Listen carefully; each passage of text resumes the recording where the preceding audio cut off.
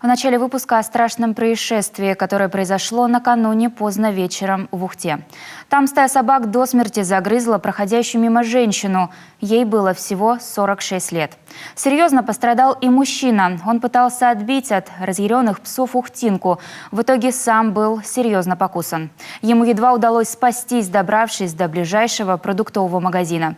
В тяжелейшем состоянии его забрала скорая. Сейчас он на лечении в местной больнице. Прогнозы врачей пока крайне осторожные. Виктория Науменко следит за ситуацией.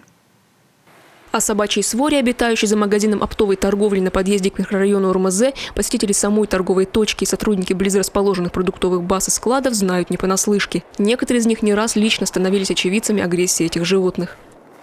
Что можно сказать? То, что произошел кошмарный случай. Собак у нас всегда много. Здесь базы, здесь крысы собаки носят, здесь, а сейчас наступили холода, поэтому они дерут всех. В газете же писали, что тут собаки бегают. Пацаненок, он тоже маленький, со школы шел, поймали, родительница писала же, в газете же было написано. Да, она здесь прижилась уже ссора. Агрессивные? Очень. Очень агрессивные.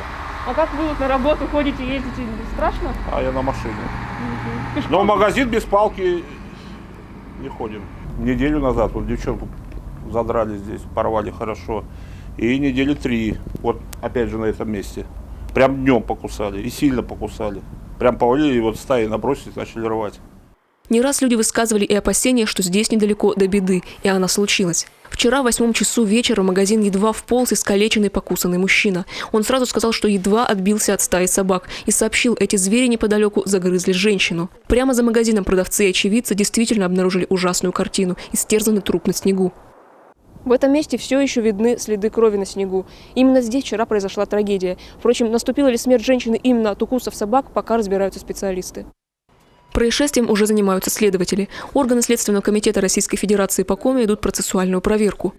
К настоящему времени проведен осмотр места происшествия, назначены судебно-медицинские экспертизы, проводятся иные проверочные мероприятия, направленные на установление причин и обстоятельств произошедшего. По результатам процессуальной проверки будет принято решение.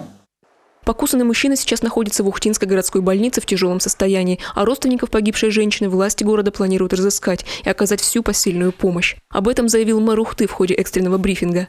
Он провел его сегодня по факту происшествия. С представителями СМИ, управления ЖКХ, ГОИЧС и организации подрядчика, которая в настоящее время занимается отловом безнадзорных животных на территории Ухты, на заседании решали, кто виноват и, главное, что теперь делать. Причем как можно скорее. Согласно федеральному закону об ответственном обращении с животными, который ужесточили 2 года назад, виновную в трагедии стаю даже не смогли оперативно ликвидировать. Существующий закон не позволяет применять табельное оружие в городской черте без вот таких жестких оснований. И Маргарита Маргариевич 100% прав, когда сказал, что если бы вчера были бы выстрелы в этих озверевших животных, то сегодня были бы уже не просто разборки, а возбуждены бы были дела. Поэтому ситуация очень сложная. К слову, всего за 2 недели до трагедии мэр Ухты в ходе одного из брифингов высказывал свое мнение по поводу многочисленных жалоб горожан на стаи безнадзорных агрессивных животных. Тогда Магомед Османов четко выразил свою позицию. При всей любви к братьям нашим меньшим в данной ситуации ликвидировать стаи нужно радикальными методами.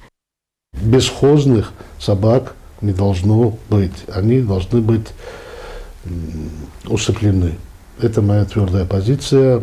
И чем быстрее мы это сделаем, тем, наверное, в городе будет спокойнее. И очень бы хотелось попросить тех людей, которые вот так вот рьяно защищают, ну, раз такие вы любители этих животных, вы тогда приходите, вы посмотрите, где они обитают сворами, ну, заберите их тогда к себе или домой, или там в сарае. Мы готовы предоставить им помещение даже, чтобы они их содержали. С начала сентября в единую диспетчерскую службу Ухты поступило 43 жалобы от горожан на своры безнадзорных собак. Обращаются как сами ухтинцы, так и жители поселков и микрорайонов муниципалитета. Управление ЖКХ реагирует по мере возможности. С начала года в городе заключено 7 муниципальных контрактов на отлов. Поймано 450 собак. Однако усыпить на законных основаниях по болезни смогли только 10-ю часть из них. Остальные 400 выпустили согласно законодательству на место отлова. Сейчас по контракту до 20 декабря в Ухте должно быть отловлено 70 особей. Этим занимается подрядчик ИП «Игнатенок». Это семейная пара, которая, как утверждают они сами, имеет достаточно опыта и оборудования для такой работы. И по словам подрядчика, только 30% отловленных собак пригодны для социальной адаптации. По году работы мы можем определенно сказать, что 30% собак, которые мы отловили из вот этого количества, 30%, а мы не только на муниципалитете Ухты работаем, 30% это те собаки, которые, возможно, могут сидеть на будках, социально адаптированные, могут пристроиться на предприятие какое-то, да, допустим, в частный сектор могут. Некоторые у нас даже брали, если не очень крупная, но пушистенькая собачка красивая, в квартиру брали.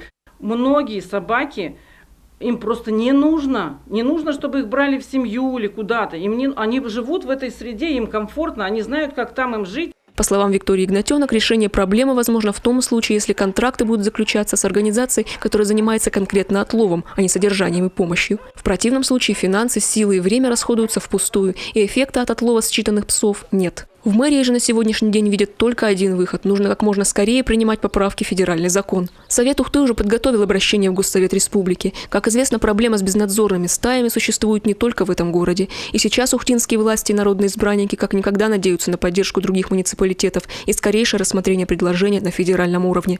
Виктория Науменко, Павел Лагутин, телеканал Юрган, Ухта.